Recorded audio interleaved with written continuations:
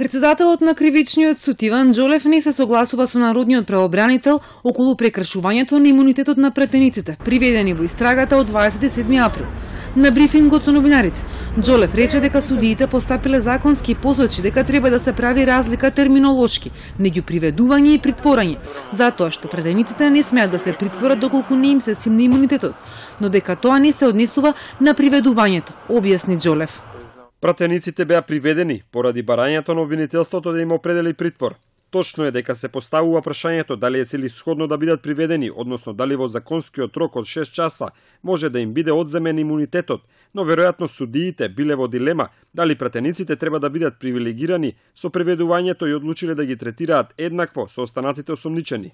Судот е пред одлука какви мерки да им определи на осомничените за третиот месец од истрагата за крвавиот четврток. Обвинителството за тројца осомничени, Пешевска, Дурловски и советничката на Велјановски, предлага поблаги мерки. За сите останати, бараат судот да ги определи истите мерки како и досега. Обвинителството за организиран криминал утрина му предложи на Кривичниот суд претеничката Жаклина Пешевска, која што беше во домашен притвор, да биде пуштена на събрание од слобода со мерки на предпазливост, додека пак за осомничените Игор Дурловски и Елена Божиновска од шутка да бидат пуштани во домашен притвор. Претениците Пешевска, Тарчуловски, Димовски досега беа во домашен притвор. Во шутка се притворени претениците Муковски, Василевски, Арнаудов, поранишниот министар Чавков, предводниците на протестите Дурловски, Дамовски, Илиевски и Јовановски, полициски функционери и собраниски службеници и обезбедувачи.